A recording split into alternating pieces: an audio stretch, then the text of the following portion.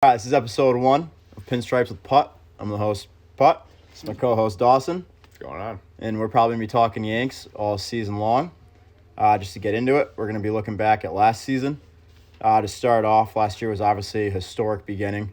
I thought the Yanks were going all the way to the fucking World Series, and there was absolutely zero shot that they were going to get swept in the fucking ALCS by the Astros. But obviously that's what happened. They looked decently well against the Indians in the ALDS. Obviously not as strong as they looked in the beginning of the year. Barely scraped by against the Indians and then moved right on to the Astros where they could just not play fucking small ball. And we're going to get into that later. So last season, the beginning of the season, obviously the Yanks looked better than they've ever looked in literally my entire lifetime. They could beat any pitching staff in the entire Major League Baseball, and there was absolutely no stopping them. Aaron Judge was on a historic path from the beginning of the season all the way to the end, obviously. Ended up with 62 homers. Matt Carpenter came to life. He looked like fucking Babe Ruth. And, It really was a shame that Matt Carpenter got hurt because, what if, Yeah, exactly. What if? And, I think we're going to see what if next year in San Diego with him. We're going to see that big lefty bat probably just absolutely rake next season because he obviously figured out his swing. And, So, and then getting into the collapse, what brought to the collapse was obviously the pitching. In the beginning of the season, the Yanks pitching was top tier, looked like one of the best in baseball. Just about everybody in that rotation had a sub-4 ERA, which is absolutely insane. All the way down, Cole looked great all year. Nestor turned into a freaking ace. Tyone looked great. Obviously, he's a Chicago Cub now. He can go fuck himself. Go ahead. Go have fun in Chicago. Monty's in St. Louis. Yeah, that's what I was going to say. That also kind of hurt him, too, because Monty started pitching his best baseball, his best performances after we traded him, of course. Right. And shoved against us in his first game right afterwards. Right. So. His first start in St. Louis, he just absolutely shoved against New York and in St. Louis. Just seemed like a little bit of just a stroke of bad luck just every chance we got. We started so historically. It was like 34-12, I think, to start. Oh, it was insane. Something I like think that. I think it got to it's not exact. I think it got to like 45 and like 15 or something like that. It was absolutely nutty. Yeah, So it's also just the fact that we never had to, we signed Giancarlo Stanton just, one of those $300 million deals. The Yankees have 3 guys, which is the most that's ever happened, to have 3 guys on the same fucking payroll with $300 million. Yeah. And he's never been able to live up to that, which sucks, but it's just no one's ever been able to stay healthy throughout the whole. We haven't seen a complete Yankee team at all. Right. We've never seen it live up to the potential that it Right. And I'd say Giancarlo Stanton's contract really isn't too much of a hurt because, he's still put up 35 homer plus seasons and multiple years. Oh, I'm a believer, I'm okay with that. And going back to the rotation, so Monty's in St. Louis, obviously, and he's been shoving, but can't be too upset with that trade because of how well Harrison Bader played in the playoffs, and I'm just excited to see he was our best player in the playoffs. He was our best player in the postseason. I'm just excited to see what he can do in a full season in center field in New York. He's obviously a Bronx kid. Yeah. So, it seemed like he really came into his own a little bit. All year he was considered more of a defensive guy. Really throughout his first couple of years in the league, but then he started to really find his swing, and he just became the best bat on a non-existent playoff Yankee team, Right, yeah, in the ALCS, the Yankees just obviously fell silent, but Bader didn't, so can't be too mad at the Monty trade. And then next on the rotation last year was Sevy, who obviously got hurt, and he looked great all last year.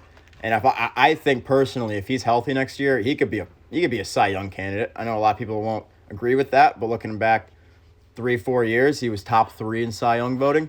So if you think otherwise, you can fuck off. And then I agree. And then the fifth arm that got the most starts was Domingo Germán, which he should not be getting a single fucking start in the rotation next year.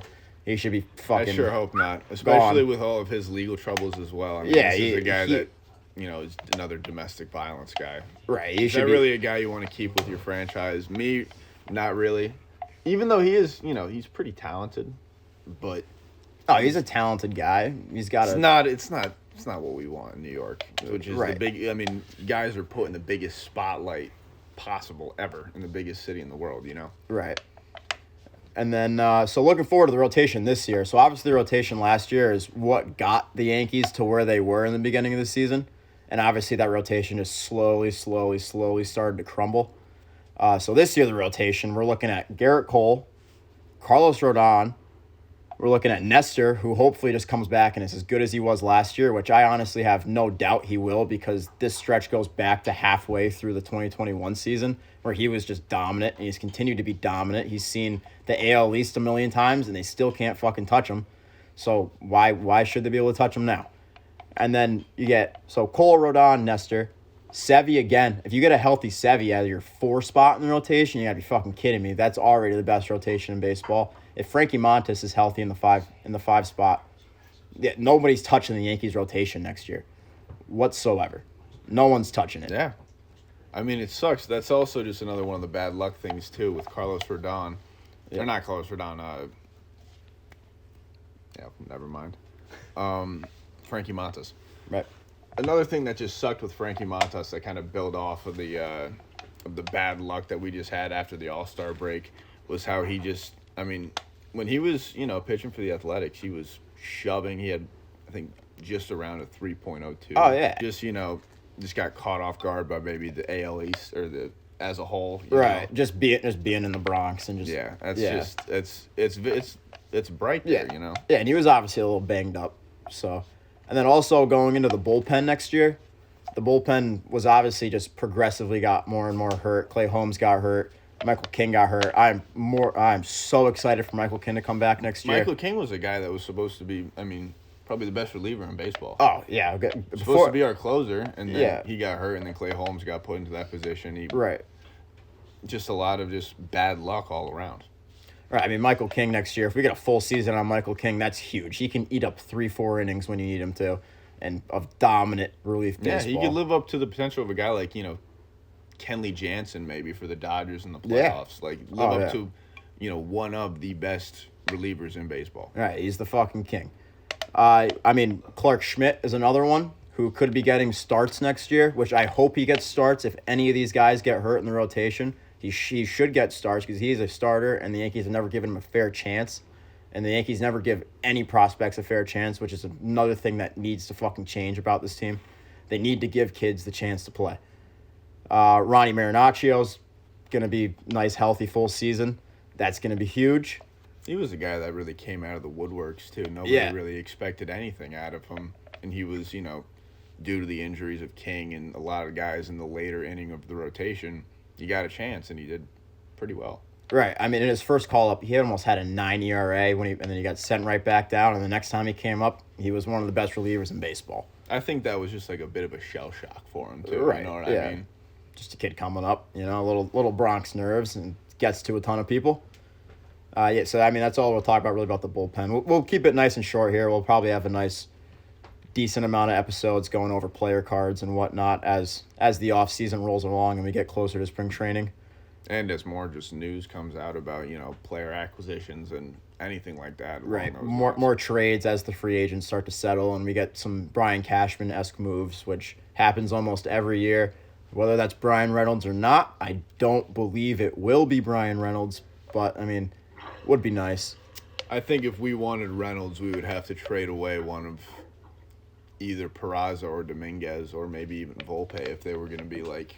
Right. Want to, win now. I think the only one I'd be okay with getting... I think that'd be a little eager. Yeah, I think the only one I'm really okay with getting rid of would maybe be Peraza because of Volpe. All right, getting into additions and subtractions to this Yankee roster from last year. Going into additions, obviously you have Rodon and Canely are the big two signings. Love Rodon, big, intense lefty. I think the Yankees have been missing that. Obviously, Nestor is an intense player, but he's not a big power lefty, which the Yankees have always had. CC, Andy Pettitte, you name it. Power lefty is important in the Bronx, especially when you have big power hitters coming in, or big power lefties, rather, coming into the Yankee Stadium, and they can just abuse the short porch. You need a guy like Rodon in that rotation. Dude, so I'm gonna be that's a huge. lefty hitter in the Bronx. Who the fuck are you? Oh, what about them Phillies fans, bro? Phillies fans. Fuck the Phils. Yeah, so Dude, all right, now just to sound off on Philadelphia real quick. I hate the mantra that the Phillies are considered an underdog franchise in baseball when they have the third highest payroll in the MLB. yes, I think give it's it to higher. 'em. I think it might be higher than the Yankees this year. I'm not too sure, but it's top 3. So let me just look that up real quick. Let me look that up real quick as I talk about Tommy Kahnle, who's going to be huge coming back for this rotation. He was huge when he was here, just clubhouse-wise.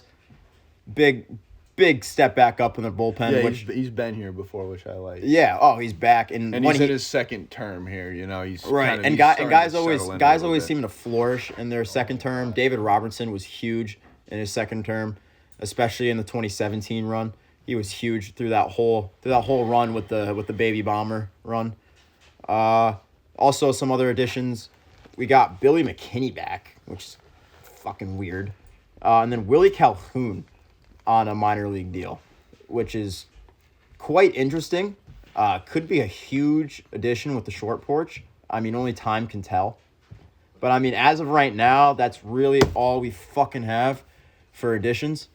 Getting into subtractions, which seems to be the longer list, especially on my paper. I mean, I also do have Defoe here, which, I mean, only time will tell if he'll be a, what the fuck am I, what's the word? Utility. Jesus fucking Christ. Going back to the bullpen real quick, Zach Efros, you can consider Scott Efros, you can consider him an addition because he really didn't see too much time out of the bullpen last year. But he could be a huge fucking addition.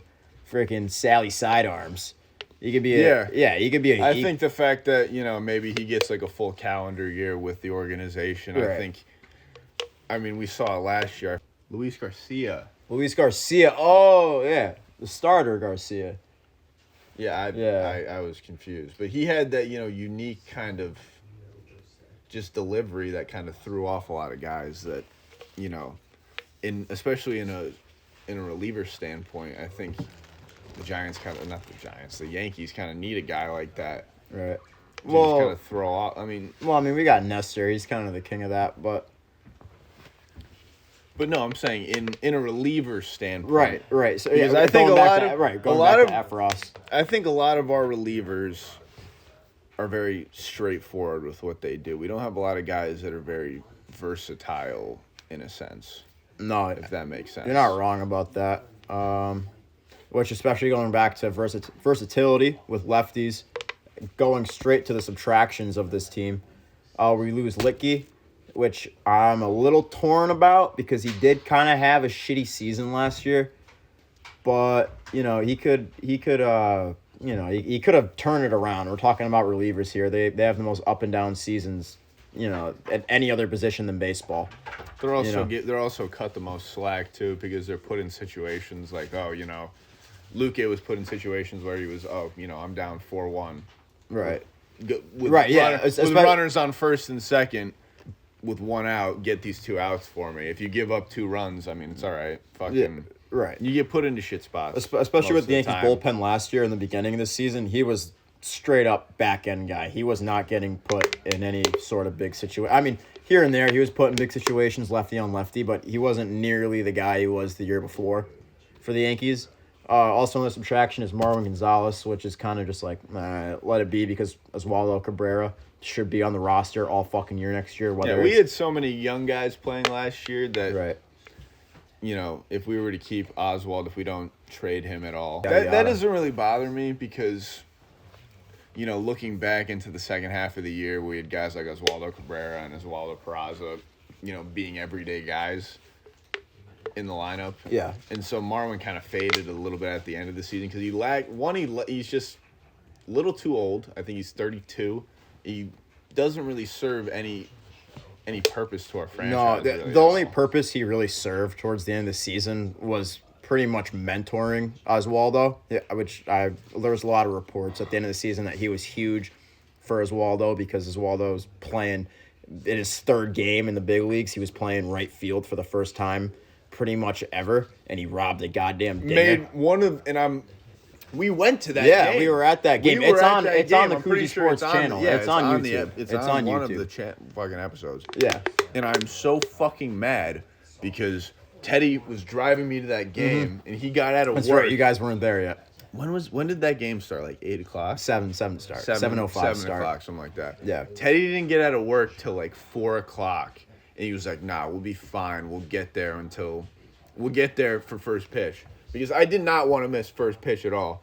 And then we hit rush hour traffic going to New York, and it takes us 3.5 hours to Wait, get you guys there. drove there? Yeah, because we tried to. That was. I another had thing. no idea. We I mean, tried I to was take shit the- hammered by the time we you guys tried got to take there. the same train that you fucking took, but Yeah. then we missed the train in New Haven because Yeah. Teddy was lollygagging the whole time. I hope Teddy watches this and knows He that fucking better watch this is this. his Teddy. fucking fault. You little This is all freaking Teddy's fault. This is This is all Teddy's fault. How could you For Look what at these I'm guys about to talk working on. about. Look at these guys working on their swing over here. Working on their swing, but The men's league coming, bro. Yeah, shout out the Shoreline Shuckers. Yeah. Oh, you have to do putt? Get the fuck out of here. You have a Verlander jersey? you already? bought that. Get this. I'm literally about to get that thing out of here. Your dad bought that. Little Dick Verlander.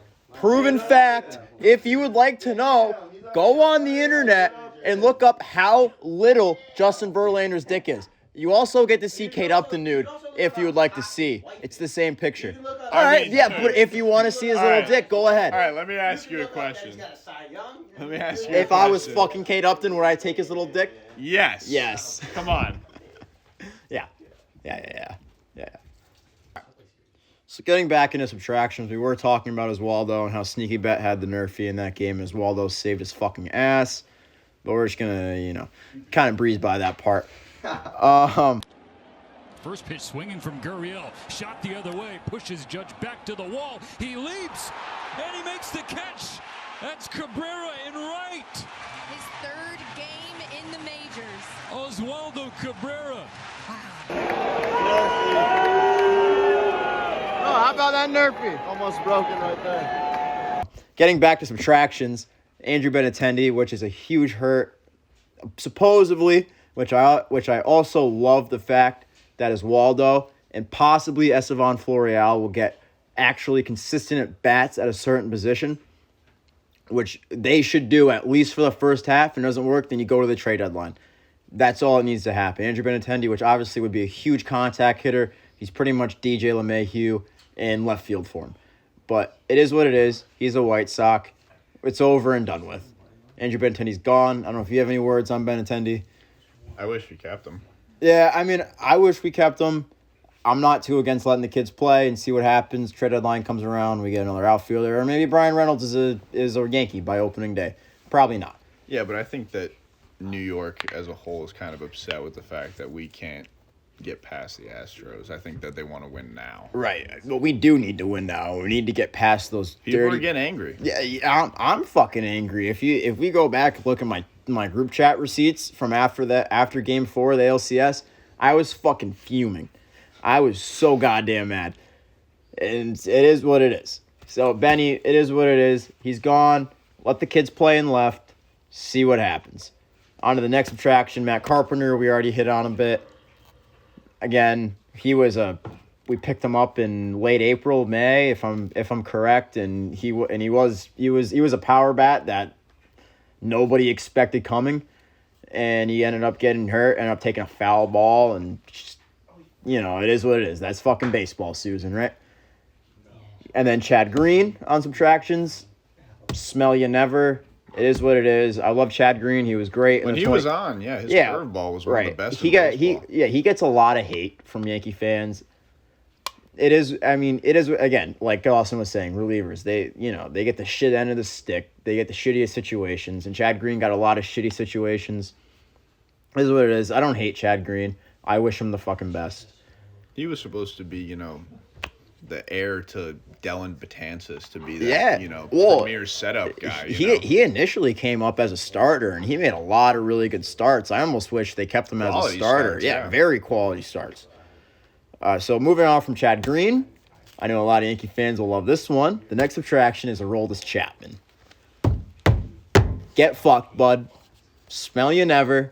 Go smile on somebody else's team. I've been waiting to say that for a long time. He fucking signed somewhere. Where Yeah, he fucking Kansas. signed? Yeah, he's in Kansas City. Yeah, He's go a die Royal. in fucking Yeah, Kansas City. go have fun. Go have fun in Kansas City. And you're how many save opportunities are you gonna get with that offense? Probably not very many. They are a very young, strong team, but you're not the fucking New York Yankees. Yeah, until Bobby Witt Jr. wants to leave and actually start winning. Right, maybe Bobby Witt Jr. comes over this way in a couple of years because that's what us Yankee fans think. If you think otherwise, you can go fuck yourself. And then the last subtraction that I wanted to look at was Timmy Locastro, which hurts my heart. I love Timmy Lowe. Loved him on the base pass. Timmy Lowe is, one of the fastest guys in baseball. It's irreplaceable speed. It seems like the Yankees have enough speed to get through this year.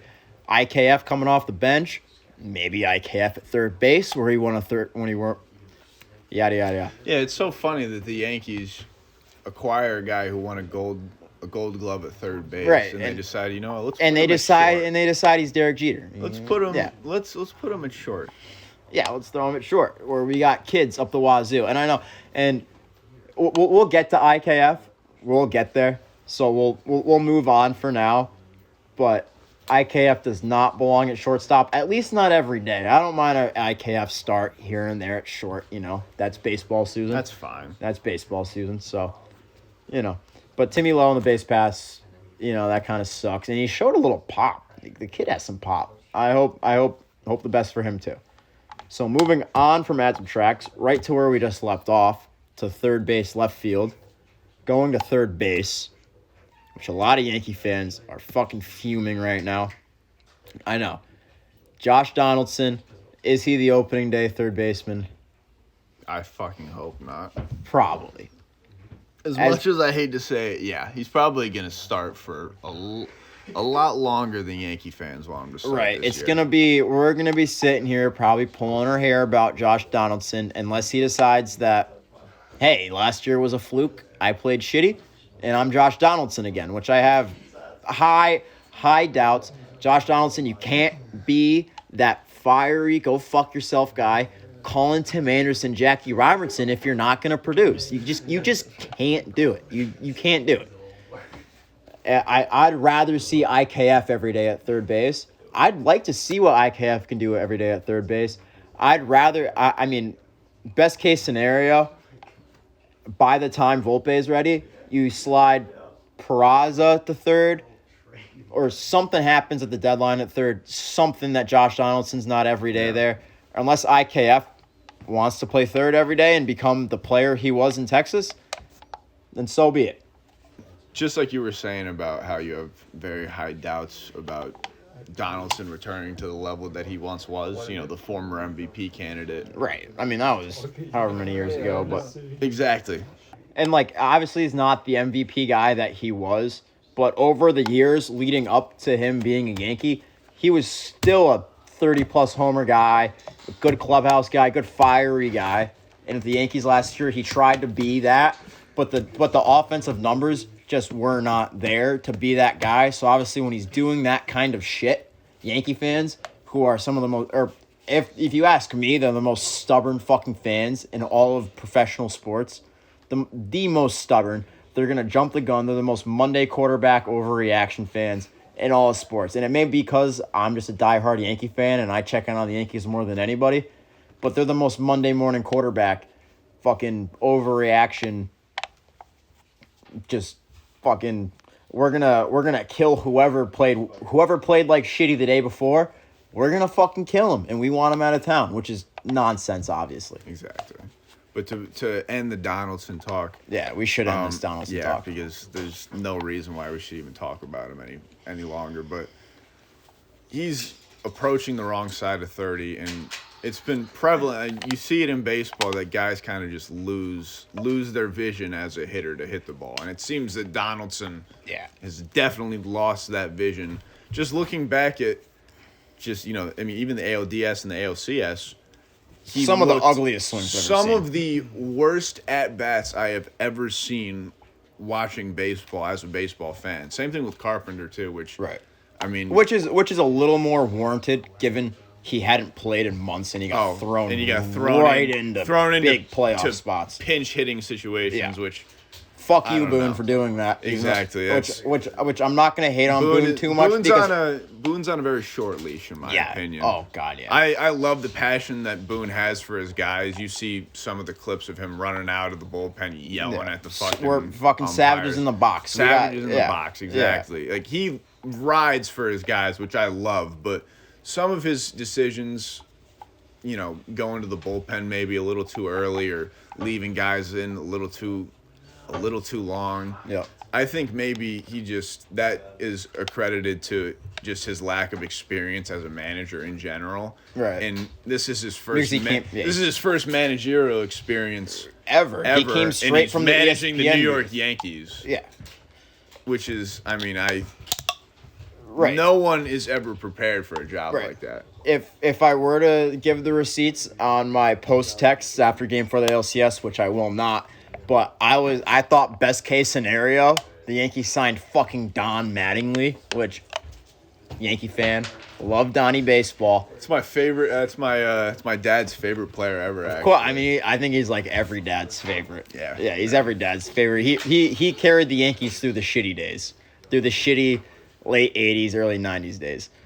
Retired a year too early, which 1 year sucks. too early. Just I mean, 1 he year. had his postseason homer in '95, but it is what it is. So moving past. All right, Yeah. what were you saying? No, just go. Okay. You're good. Moving past third base onto left field, which a lot of people want to see Brian Reynolds. I understand. I am almost more in favor of just letting Oswaldo, which I know Aaron Boone's going to fucking move him around carousel as the utility guy, which is fine because that's what he did well last year. And a lot of Yankee fans will probably hate on him. I don't know what he ended with his batting average being, but, probably a low 200 average guy. Maybe top 190. Yeah, But with some pop. Regardless, he's a utility he guy. was dynamic at the plate. Yeah. In a lot of situations. He comes up in bigger spots. He's got pop. He can play anywhere Aaron Boone asks him to go. He can play. He can play in that spot. I want to see Oswaldo in the lineup every day. Please, Boone, or rather, I guess Boone because he's on the puppet strings. So Cashman or Hal, whoever the fuck I'm talking to right now, is Waldo every day. I don't care where it is. And I want to see Estevan Florial with consistent. I want to see Estevan with consistent at bats because he has not gotten that. Yankee fans give him shit because he hasn't hit big league pitching. Give him more than fucking 10 days in the lineup because he doesn't even get 10 days when he's up. He gets 10 days up and he gets like 3-4 starts. Give him time. He's a top prospect. The kid needs time. And it's the same thing that hurt Clint Frazier. It's the same thing that hurt Clint Frazier. I know Clint Frazier is a little fucking whoop-de-doo in the head, whatever the hell you want to say. Jackson Frazier now, I'm sorry. Changed his name? Yeah, he's Jackson Frazier now. Guys, and the guy had legendary bat speed. You can't have a guy with an identity crisis like that being you. No, I mean, shit, that's probably what gave him an identity crisis because the Yankees call him up, call him down. You fucking name it. They never give their guys a fair chance. I mean, Aaron Judge obviously stormed on because everybody after Aaron Judge's first 3 months in the big leagues, even after his debut homer, you want to name it, he hit like 182 the rest of those 3 months. No, he didn't get sent back down. I thought he did. No. Well, he got called up originally in like 2017 with like Barry and Bird and all them. He got 2018. I'm sorry. 2016. 2016, 2016, Aaron Judge got called up. Him and Tyler Austin on the same day. They both hit back-to-back homers in their first at-bat. After that, Aaron Judge hit like absolute dog shit. He hit about 182. And every damn Yankee fan wanted him gone. How's that looking right now? He's your true home run king. Barry Bonds, go stick a needle in your arm. Who's the real fucking home run king? You tell me. Let me ask you this. Imagine Aaron Judge on steroids. How is Aaron Judge? 90 home runs? Oh, he's hitting 100. Maybe hitting a home run a game. Yeah, he's hitting. If he makes contact, He's hitting going 120. 450. That's what I said. If Aaron Judge is on steroids, even if he is on steroids right now, how How many more fucking feet does this 6'7" motherfucker need to hit a homer? He could flick at the ball and it's gone. That's all you need. Do you know Aaron Judge had more quality scholarships to play college football as a defensive end than he did to go to Fresno State to play baseball? That is a very good point. I had actually zero idea about that. I mean, he was an absolute tank at Fresno State. You want to go back, look at the college home run derby when he was there. Oh my God, Aaron Judge with a metal bat in his hand. Somebody fucking help. Somebody fucking help. Okay. Introducing the Koozies. I don't know where the fuck we left off because that was a fat intermission. Me and Dawson are going to show off the Koozies because this is Koozie motherfucking sports. So we might as well show off our Koozies even though they're not our own Koozies at the moment. This is good teams win, great teams cover, words to live by. I guess we might as well fucking throw a shout out to whoever the Koozies is. I think it's Superbook Sports. I don't even know where the fuck that's out of. I think MGM Mass or something. Not sure. We got a Brooklyn Nets arena official Modelo Especial. Brooklyn Nets proud partner. Koozie. I'm rocking the fucking Busch Lights right now, which sucks because this is like a tall boy Koozie. Oh, I thought you were about to talk shit about Busch Light. Oh, No. We were gonna have a problem. Nah, don't worry. I know my role. Don't worry. But yeah, it's Cerveza Modelo, proud partner of the Brooklyn Nets. Is it a Modelo Monday? No, it's fucking Wednesday. Wednesday, dude. Whoa. But yeah, those are the koozies of the day. Koozies of the day. Hopefully, in due time, we'll make our own koozies and we'll, start doing those. But we're gonna hopefully, fucking definitely. Yeah, definitely. Definitely. But for now, in the meantime, we're gonna be just try to find just kind of cool koozies, Yep. Just unique with maybe a little story behind it. So, who knows? We'll see. Italian always. American first, Italian always. If you're in the Shoreline, Connecticut area, you better fucking go to Grand fucking Pete's. Chris Nuzzo, come here. American first, Italian always. Baby. Grand Pete's. Come Absolutely. check it out. Clinton, Connecticut. Madison, Connecticut. Guilford, Connecticut. You check it out. Better than the one in Madison, I'll tell you that. Go Yanks, baby. Yeah, go Yanks. Go Yanks. Go Grand Pete's. If you're on the Shoreline, Grand Pete's. That's our fucking boy. Woo! Woo! All right, back to Yanks. What were we talking? Left field. Let the kids play. I'm pretty sure I already rambled on. Let Oswaldo play. Give Estevan Florial at bats, even if he fucking sucks.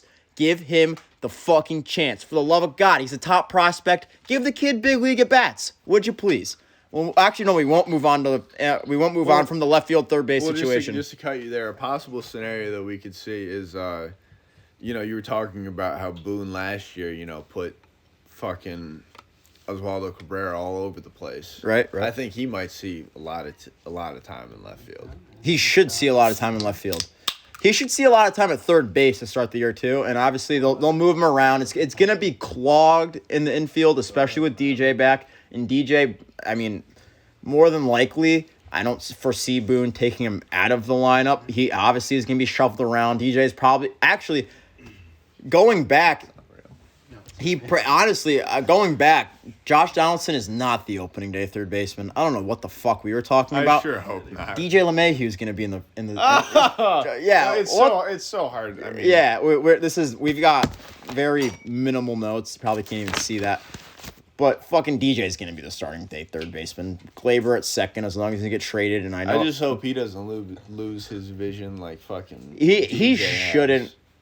Like DJ or Donaldson or JD. Yeah, flip flop, fucking tongue twister. Yeah. So third base, left field. I think we already covered that. Dawson wanted to get to a couple of years from now, 2025. 2025. You're right. Talking about a Japanese free agent. God, I'm gonna butcher his name. We're gonna butcher the fuck out of this. I don't even know it. Oh, it's the drunk green monster. Hey, come come welcome to the shit show. You want to get shit on real quick? Hey, does a Sox fan want to get shit on? No. Welcome to Pinstripes with Putt. This is a dirty fucking Sox fan. He's going to be getting shit on all fucking year long, baby. Would you like to say hello to Pinstripes with Putt? Hey, Pinstripes the Put. This is the Drunk Green Monster, aka Donnie Siggs. I'm fully prepared to have my feelings hurt this season. I know it's gonna happen. I can't defend the Red Sox right now. What's your opinion on Shane Bloom? What's your opinion? Yeah, y'all got great. All right, Drunk Grind Monster. What are your thoughts on the Red Sox GM? The Red Sox GM really could have done a better job. He's making it feel like he doesn't really care about our franchise or the team. They got themselves a little like Fenway Sports like fucking portfolio, and the Red Sox are currently at the bottom. The only thing they care about right now is fucking farming. I don't give a shit about our AA team. I don't even know the goddamn name. What is I'm this? gonna say 2 words. Fonz. Xander Bogaerts. Oh God. Xander Bogaerts. How do you feel? What was the about first Xander? question? Let's. How do you feel about Xander? All right, just Hold just this for one. me. Yeah, just hold that real quick. How do you feel about Xander Bogaerts going to San Diego? I feel like as a franchise we let him down because he was supposed to be our top priority. That was the word. That was word on the street. Xander Bogaerts, $290 million, 11 years, finished his career with the Red Sox. Instead, now he's with one of the most piece of shit. Goddamn, I fucking hate the Padres. I hate the fucking Padres.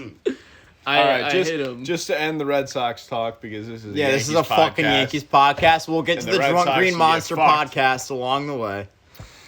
Just final record prediction for prediction. what's the for record Red prediction? Sox. What do you I got? think. Oh, I get rid of think- that thing. He can't see that. I want that. Can I have that? No, what do you got? What do you got? Can I just do average? No, just 162. Yeah, What is your final prediction? What's the record? I think they're gonna reach at least 85 wins. At least. 85 Look, there's a and lot of new 77. talent coming on the field this year for the 76. Sox. For the Sox? They're not the best team, but you know Finish what? it with They're 76 fucking is dependable. mine. They've That is surprised us all mine. before. The All right. Orioles took the Red Sox. I'm out of here. Oh, yeah, get the fuck out of here. Get Someone out. give me a beer. Get out. Podcast, Give me a get fucking out. beer. Shut up. Get out. Steve, Someone give me a beer. All right, fine. Here. yo, I really needed Steve. it. What's up, Fonz? Water dog. the Red Sox will be lucky to get 50 wins this year. Oh, my God. Hot take from the Phillies fan in the corner. Going to third base of the future, Dawson would like to talk about a Japanese prospect who will hit free agency in 2025 or will be available to big league American clubs in 2025. We'll talk about a Japanese prospect. And his name is Munetaka Murakami. This guy. Dude, this guy, I'm going to be like Chris Collinsworth. I hate Chris Collinsworth. Now, here's a guy. Here's a guy. I mean, this guy has faced elite, major league pitching, at least in Japan, and had like a career 962. I think a 962 OPS. Hit 53 home runs last year. And obviously, considering the Yankees are one of, if not maybe, one of the biggest markets in the world. New York being the mantra of being the biggest city in the world has been a pretty big thing for a while. And I think, for the most part, he's wanted to stay West Coast, along the California line, the Giants. The A la Angels. Shohei Ohtani. Exactly. But he said the only chance of him going to the East Coast is the market of New York City. Right. A la Hideki Matsui, yada, yada, yada. Masahiro Tanaka, Even Ichiro. Shin-Ming Wong. Even Ichiro. Yeah, even in his Ichiro later in his years. late years. You want to name it. If it tends to not be West Coast, it tends to be the Yanks. So, Yeah, I mean, to compare this to even football, which is, this is going to make not a lot of sense, but it makes sense to me right now.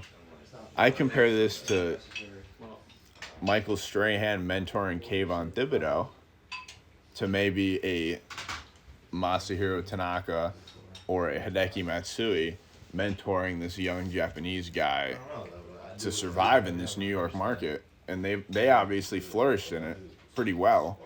I mean, obviously, it sucks to say, but Tanaka didn't really live up to expectations. He didn't really live up to expectations, but when you have to undergo Tommy John surgery, that's just for the circumstances given.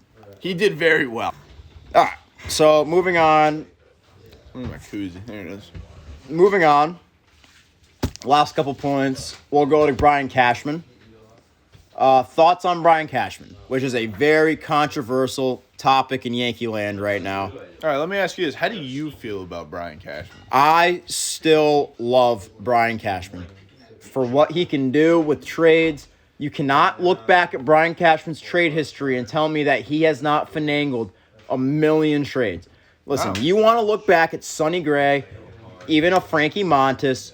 You want to look back. Frankie Montas hasn't even given an inch of fucking whatever you want to look, whatever trade you want to look back at the time, Yankee fans praised it.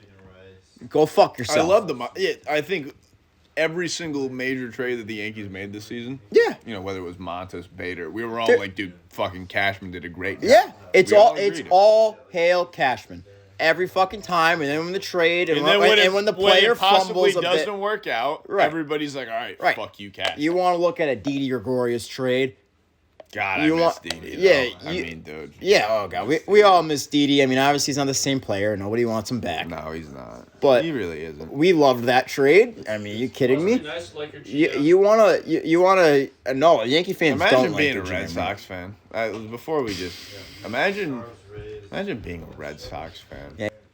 Back to the rotation. So, Sevy's obviously got Cy Young upside. Frankie Montas is another guy who could... he was an all-star last year. Easy upside. Rodon, one of the best pitchers in baseball last year. Cole showed last year he's big time even without the spider tack, whatever the hell you want to say about him. He definitely beat those allegations. Yeah, he definitely beat those allegations. And the whole league was using spider tack. You can point out Cole all you fucking want. I mean, it's definitely no phenomenon that immediately after the MLB came out with all the new rules about, checking after basically every inning. I think they do basically full body inspections. Right. Freaking take off your whole damn uniform. It's obviously no secret that fucking a lot of these major guys who were doing very well, their numbers start to dip, and it seemed like a lot of pitchers' ERAs and all their stats started to dip right after these rules were set in place. So, I mean, it just kind of goes to show that everybody cheats in baseball. Cheating has been a part of the sport ever since the Chicago Black Sox. Ever since it's been birthed in the Civil War. Yep. Let them bet on the games. Go gambling. Shout out Pete Rose real quick. Yeah. Shout out Pete Rose. Shout out Pete Rose. All right. So to finish up, Section 203 is where you can find us at Yankee Stadium probably all damn season long. If you ain't a bleacher creature, then you ain't with us. Rule Section 203. All right. So final thoughts. Subscribe, like, leave a comment, talk some Yanks in the comments. We're going to be talking Yanks all season long. For the rest of the offseason, depending on if there's a big move, we'll hop on here. I plan on player grades, or player predictions, rather, for leading up into the season through spring training and whatnot, as we roll on through the season. For other Koozie podcasts, we have Dawson here, who is on the Red, White, and Bleed Blue podcast, talking Giants. I'm sure there's a lot of Giants fans who are Yankees fans. If you'd like to listen to Dawson, huge Giants fan. The guy knows what the fuck he's talking about. I'm going to be coming out with a pre-draft report coming on maybe in about a week or two. You'll be meeting Ethan, which is going to be a new addition to Koozie Sports and whatnot. But, I'm looking forward to building everything. Yep. We'll have the gambling pod coming soon. The first episode will be Super Bowl predictions. And besides that, I believe that's it. That's it for episode 1 of Pinstripes the Putt. All right. Hush from the crowd. All right. Yeah, I have a hoodie. Yeah, Murakami's dope. I'm hoodie out. I have their Perry. All right.